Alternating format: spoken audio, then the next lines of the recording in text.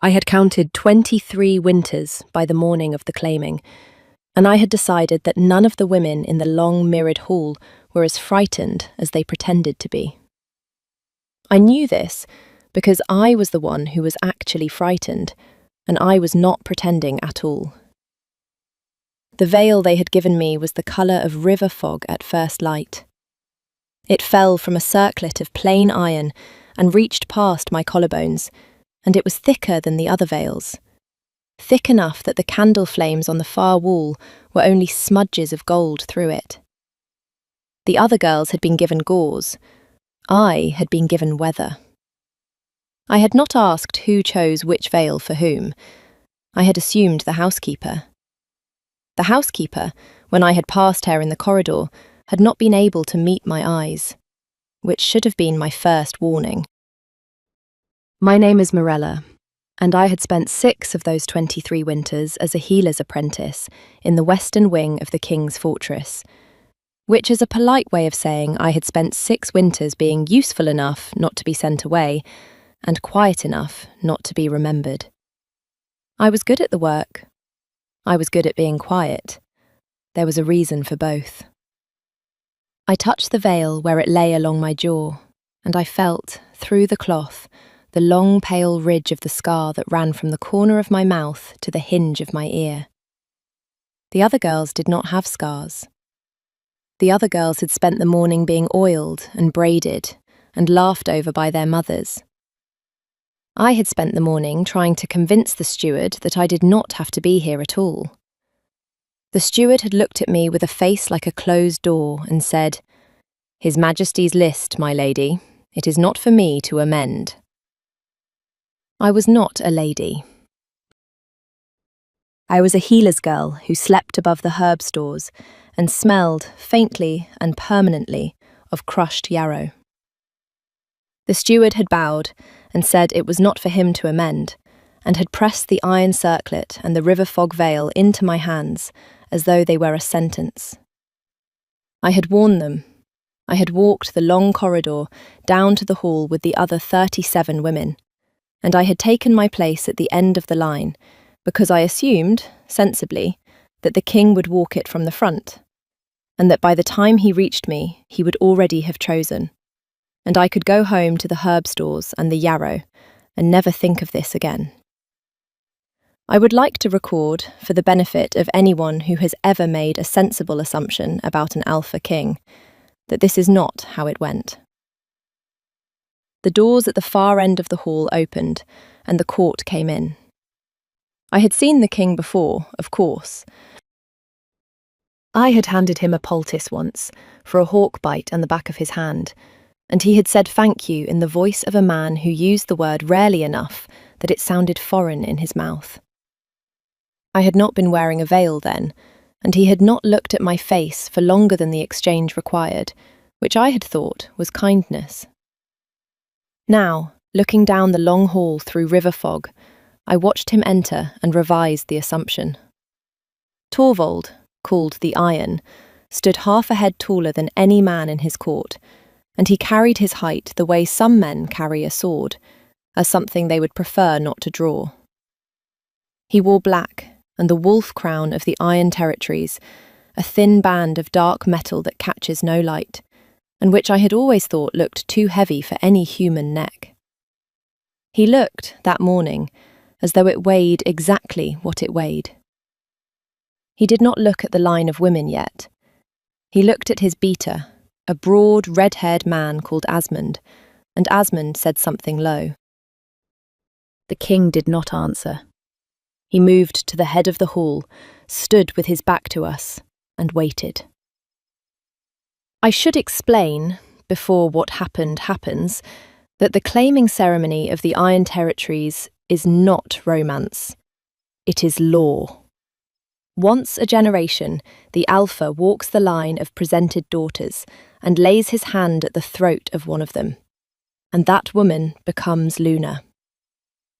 The veils are tradition, meant to ensure that the Alpha chooses the wolf, not the face.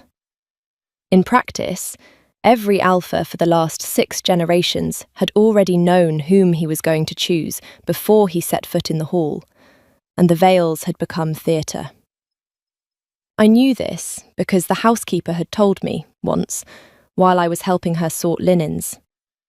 She had said it with a small, bitter smile, the way old women say true things they have decided not to be angry about anymore.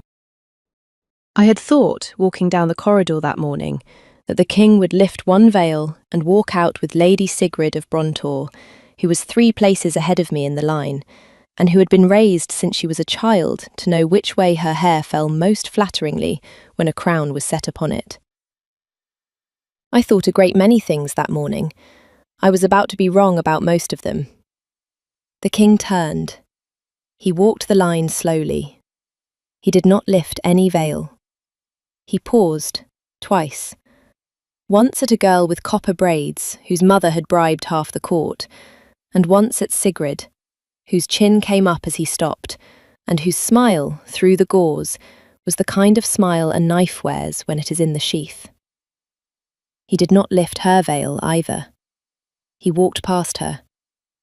I heard a sound from the court, not a gasp, something more honest than a gasp, the small involuntary noise people make when something they paid to see is not happening. Sigrid's smile did not move. I noticed behind the gauze that her hand had closed on the embroidery at her waist, hard enough to whiten the knuckles. I noticed because I was watching her. I was watching her because I did not want to watch him. The king kept walking. He passed 2 more girls. He passed 3. The hall was so quiet I could hear his boots on the stone, and I could hear my own heart, which was being unhelpful, and I could hear the housekeeper, somewhere behind a pillar, inhale slowly through her nose. He stopped in front of me. I am, as a rule, a composed woman. I had not screamed when I was 7 and the wolfhound had taken half my face. I had not wept when my mother had sold me to the king's healer for the price of a winter's grain. I had handed a poultice to the most powerful man in the 7 territories without rattling the bowl. I considered composure my dowry. I lost it, briefly, when he stopped in front of me. I felt the front of the veil move with my breath. I felt the iron circlet bite into my hair. I felt the river fog colour of the cloth between us, and I thought, with a clarity I could not have summoned at any other moment of my life, that I had been given the thickest veil in the hall for a reason, and I had not been the one to choose it. He did not speak. He did not move for a long moment. I could see, through the cloth, only the dark blur of him and the darker line of the crown. Then, with hands that I had seen close around a sword pommel without effort and around a poultice without crushing it, he lifted the veil from my face. He did it slowly. He did it himself. He did not summon an attendant, which was the custom. The king names the chosen woman, and a steward lifts the cloth. He lifted it. The hall, behind him, made the second involuntary sound of the morning, and this one was louder. I had not been seen, without the veil, by anyone in this hall except the housekeeper and the king himself, and that king had only looked at the back of my hand. I felt, as the cloth left my hair, like a candle that had been carried into a room, expecting only to light the corner, and had been set in the centre of the table instead. I looked up at him, because I had decided, somewhere between his second step and his third, that I would not look at the floor. If he was going to do this, I was going to make him look at the thing he was doing. His eyes were the colour of weathered iron. I had not been close enough to know that before. The scar at my mouth pulled when I lifted my chin, which it always did, and his gaze moved across it, once without lingering, without pity, and returned to my eyes. He said, low enough that only I should have heard it, "Hello, Morella." He had never used my name before. I had not realised he knew it. I did not say hello back. I said, because someone had to break the silence, and I was apparently the only one in the hall capable. Your Majesty has made a mistake. The court, behind him, made the third involuntary sound of the morning.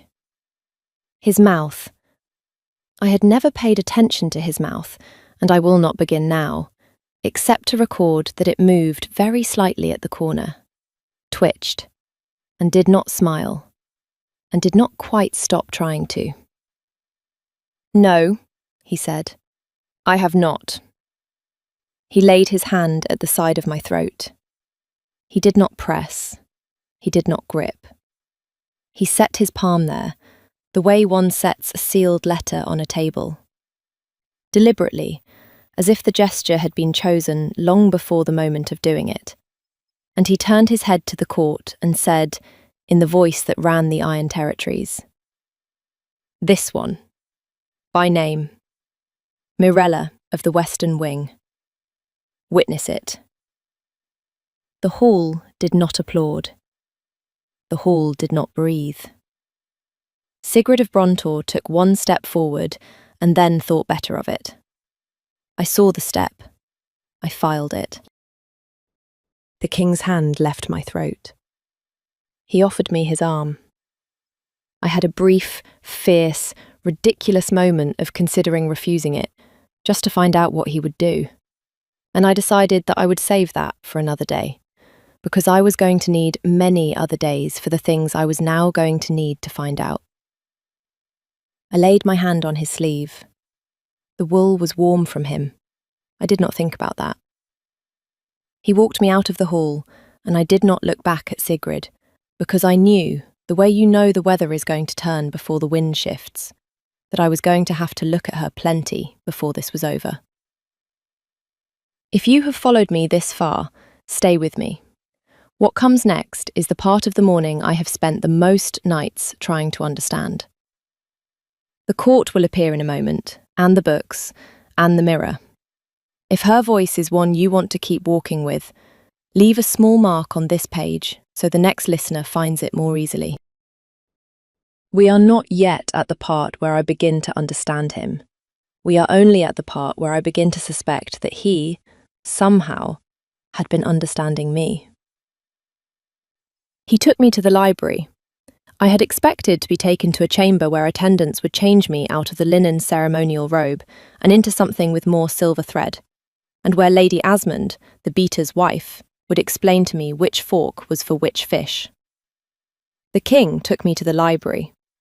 He took me past the chamber and past Lady Asmund, who looked at us with her mouth open, and he took me through a door I had walked past 100 times and had not, in 6 winters, been invited to open. He shut the door behind us. He did not bar it. I noted that he did not bar it. He stood with his back to it, and he looked at me as though he was finally permitted to, and he said, "You will want to ask me questions. Ask." I am told that healers' apprentices, when given permission by a king to ask any question they like, ought to ask politic ones. Mine were not. Why was my veil thicker than the others? He drew a slow breath. He said, "Because I asked the housekeeper to send you the thickest one in the chest, so that you could change your mind on the walk down and turn back, and I would not see your face refuse me in front of the court." I considered this. I said, "Did you choose the veil before or after you decided to walk past Lady Sigrid?" His mouth did the thing again. Before. How long before? 6 winters, he said.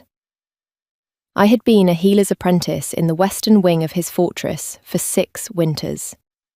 I sat down. There was a chair. I am grateful, in retrospect, that there was a chair. I sat in it, and I looked at him, and I said, "Explain." He explained. The first time he had seen me had not been the morning of the poultice. The first time he had seen me had been the morning my mother brought me to the fortress, 15 winters old, and bandaged across half my face. and he had been 21 and 3 months into a crown he had not wanted, and he had stood at a window in the upper gallery and watched me refuse to cry, while the steward haggled my price down with the healer. He had paid the rest of the price himself, out of his own coin, and had instructed the healer never to mention it. He had spent the next 6 winters, he said, making sure I was fed and warm, and never sent anywhere I did not wish to go, and had instructed the housekeeper that under no circumstances was I to be put in his path. He had been a man with a crown who saw a girl with a wound, and he was not going to be the kind of king his father had been. He had written my name on the claiming list himself 3 months ago, when his council had presented him with 37 daughters of noble blood and demanded he choose one. He had crossed it off twice and added it back 3 times. The last time he added it, he said, he had stopped pretending he did not know what he was doing. He had given the housekeeper the thickest veil in the chest because he wanted me to have one last way out, and he had been prepared to walk past me if I had not been wearing it. I had been wearing it. He had not walked past me. I sat in the chair in the library, in a robe of unfamiliar linen, and I tried to assemble all of this into a shape my mind could carry. I was not, on the whole, succeeding. He said, "I owe you nothing of yours." I looked up. "Your face," he said, "your past, your time, your choosing. I have not earned any of it. My wolf decided what he decided 15 winters ago, and I have spent 15 winters trying not to let it cost you anything. If you wish to walk out of this room and never enter another, the door is not barred." I noticed, again, that the door was not barred. I said, "Why did you do it in front of the whole court?" He said, very quietly, "Because if I had done it in private, you would have spent the rest of your life wondering whether I was ashamed of you. I would rather the court hate me than have you wonder." I have been told, by women who have been in love and have admitted it cleanly, that there is a particular silence one falls into after a thing one cannot answer has been said. I did not know about that silence before. I learned it then. He did not press. He waited. The library was very warm and smelled of old parchment and the resin of the firewood he favoured, and I noticed that there were 6 books on the small table at his elbow, and all of them had ribbons in them, and 3 of the ribbons were River Fog Grey. I said, "What are the books?" He turned, slowly, as though he had hoped I would not ask. He picked up the topmost one. He said, "Healers' compendiums, from the southern abbeys, the northern ones, the ones in the old tongue I cannot read." "For me?" "For you," he said. "I did not know how to give them to you without explaining why." I stood up. My knees, I will record, were doing something I did not approve of. But I stood up. I crossed the rug. I picked up the topmost book. It was thicker than my veil had been. I held it for a long moment, and I did not look at him. "Torvald," I said. I had never used his name. I felt him register it, the way a hearth fire registers a window opening across the room. "You have made one error," I said. I felt him brace. "The veil," I said, "was a kindness. The books were a kindness. The list, twice crossed and 3 times restored, was a kindness. You have spent 15 winters being kind to me without telling me, and I am going to have to insist, going forward, that you tell me." He let out a breath I do not think he had known he was holding. He said, "I can do that." I had been about to say something else, something dry, something composed, something to give myself back to myself, when the library door opened without a knock, and Asmund, the red-haired beater, came in with a face like ash and said, "Sire, Lady Sigrid has gone to the council. There is going to be a problem about the law." The law, it turned out, was one I had not known about. It had been written by the last Luna of the Iron Territories, Torvald's mother, when she was dying, and it stated that no wolf bearing a visible disfigurement might be presented in the claiming, on the grounds that the Luna's face was the face of the pack. Lady Sigrid of Brontor had read the law aloud in front of the council within the hour, and had requested, with elaborate sorrow, that the claiming be voided and another walk of the hall conducted.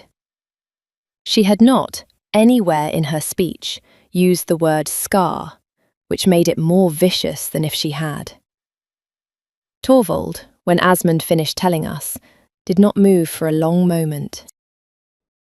Then he set the topmost book down on the table, very carefully, and he said, "I am going to break my mother's law."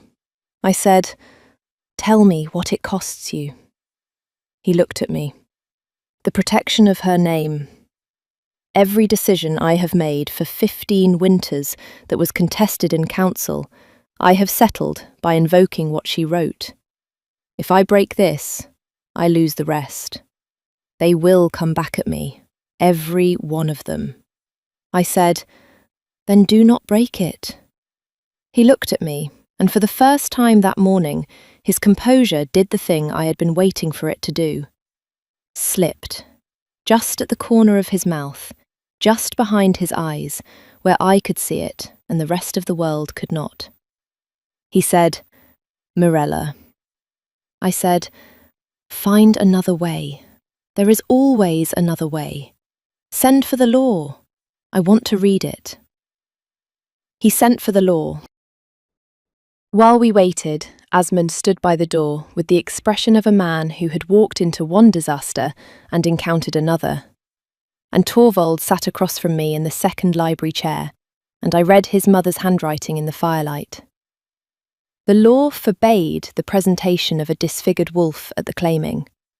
It did not provide for the rescission of a claiming once a king had laid his hand at a throat and named the chosen woman in front of the witnessing court.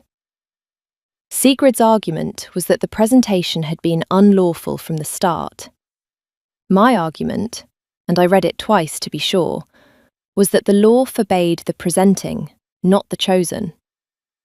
Once the king had chosen, the choice was the choice. To void it, the council would have to declare that the previous Luna's law overruled the current king's claim. They would be setting a dead Luna above a living alpha. I looked up at him. "Your mother's law cannot reach me anymore. The claiming closed at the hand at the throat. They cannot pull me back through that gate without breaking a more important rule than the one Sigrid is invoking." He stared at me for a long moment. Then he laughed, quietly, only once under his breath, and he said, "I have had 3 jurists on this for an hour. You read it in 5 minutes. I have had longer to think about disfigurements than your jurists have."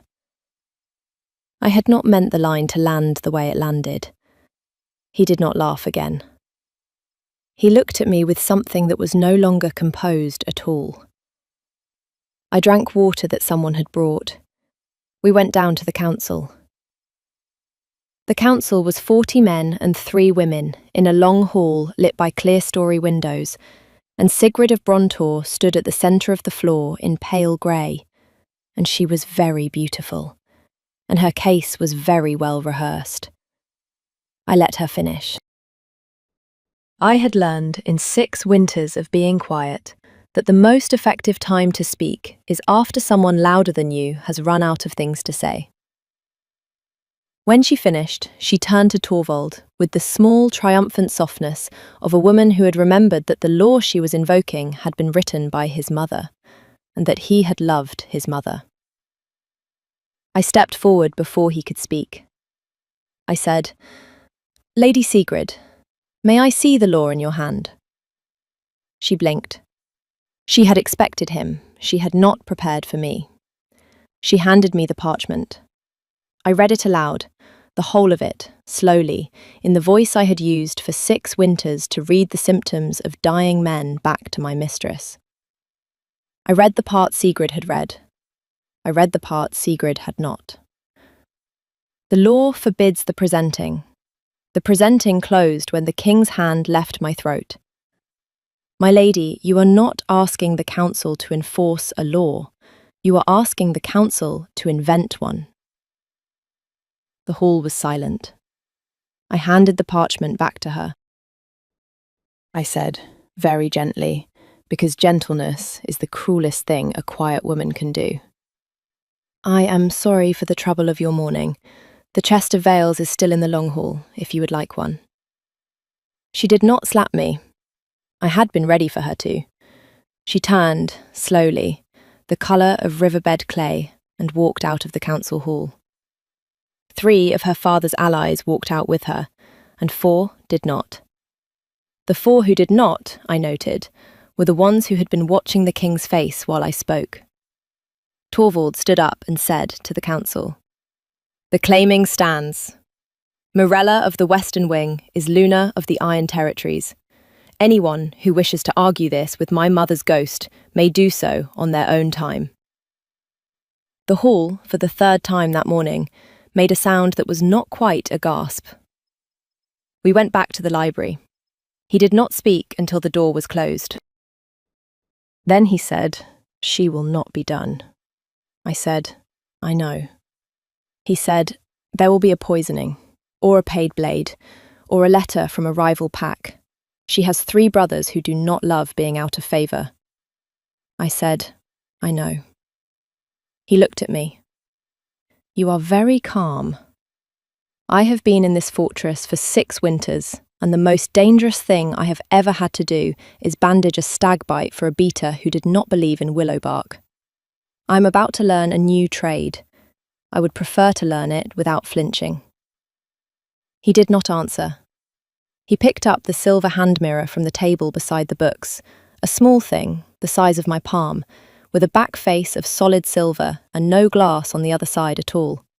And he held it out to me. I had not noticed it before. I took it, I turned it over. There was no glass.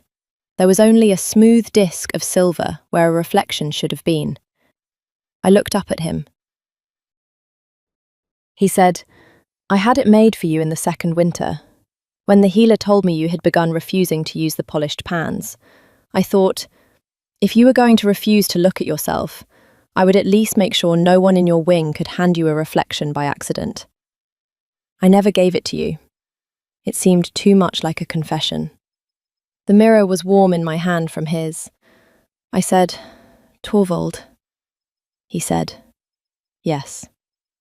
I said, "Kiss me." I had not intended to ask for that. I had intended, I think, to ask him something else. About Sigrid, about the council, about the 4 men who had stayed.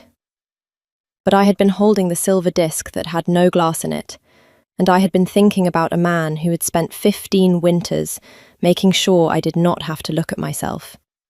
And the sentence that came out of my mouth was a different one. He crossed the rug. He stopped a careful pace away. He set his hand at the side of my throat where he had set it before, in the long hall, in front of the court, and this time it was not law. This time it was only him. He kissed me. I cannot describe it. I have tried, in the month since, and everything I have on a page about it is the wrong words.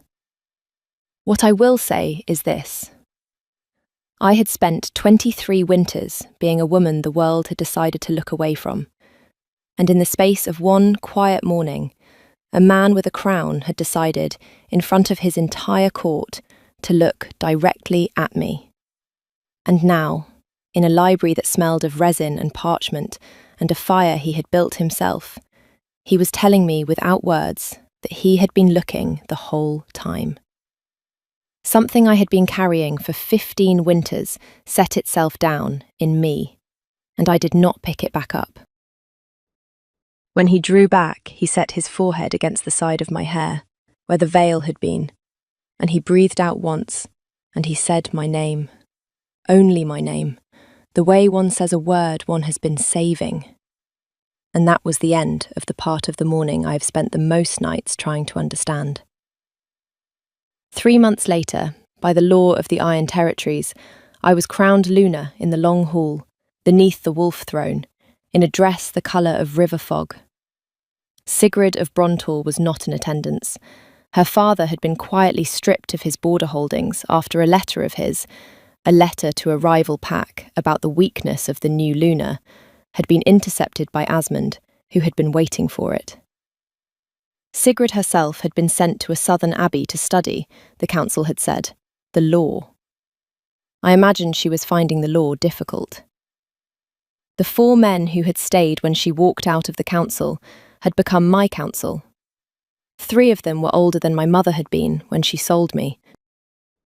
One of them, on the morning of the crowning, walked the length of the long hall with a small chest in his hands and laid it at my feet and said, "From the chest of veils, my lady. I thought you might like to choose this time." I chose the thinnest one. Torvald, when I came into the hall, was already turning.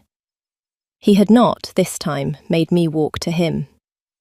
He had walked halfway down the line of no one to meet me. His court, my court, was watching, and he did not, this time, lift the veil himself. He waited for me to. I lifted it. I will record, for the benefit of anyone who has ever wondered whether a king can be made to laugh in public, that the king of the Iron Territories laughed. Quietly, only once, low in his chest, when I lifted my own veil in front of his entire court. The court did not gasp this time. The court applauded. In the library that night, after the wine and the music and the long table where the 4 old men of my council had drunk to my health with the seriousness usually reserved for funerals, Torvald set the silver disc down on the table between us, the one with no glass. He said, "Do you want me to have a mirror made?" I picked it up. I turned it over. I looked at the smooth, blind, silver face of it, and I thought about 15 winters of being looked at by the only person whose looking I had ever wanted. And I set it back down. "No," I said. "I have one." He smiled, properly this time, all the way, and outside the window the wolves of the Iron Territories were calling to each other across the snow.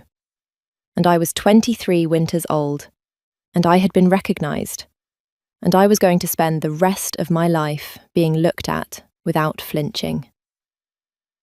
Tell me, did you see it coming? The moment with the veil? Or was it the mirror, or the list, or the 4 old men that gave it away? I would like to know which part stayed with you. Stay a while in the comments. Leave a small mark on this page so the next listener finds her way to it. And if her voice is one you would like to keep walking with, you know where to find more of her. Until then, keep warm. There is weather coming. She thought the thick veil was the housekeeper's mistake. She thought the king would choose Lady Sigrid. She thought she would walk home to the herb stores and never think of this morning again. She was wrong about every part of it. And the part she was most wrong about was not the veil, or the king, or the choice he was about to make in front of his entire court. It was the 6 books on the table in the library, and the list with her name added back 3 times, and the silver hand mirror with no glass in it that he had been keeping in a locked drawer for 2 winters. The claiming ceremony of the Iron Territories had not, in 6 generations, gone the way it went the morning Torvald the Iron walked past Lady Sigrid of Brontor and stopped in front of a healer's apprentice in a river fog vale. Pack law was about to break. The old Luna's ghost was about to be invoked. A woman who had not been looked at in 15 winters was about to discover she had been looked at the entire time. This is her side of the morning. the part she has spent the most nights trying to understand. If you stay until the council scene, you will hear the sentence she said to Lady Sigrid that emptied the hall. If you stay until the library, you will hear what he had been hiding for 6 of those winters, and why. If you stay until the end, the silver disc with no glass means something different than it did at the start.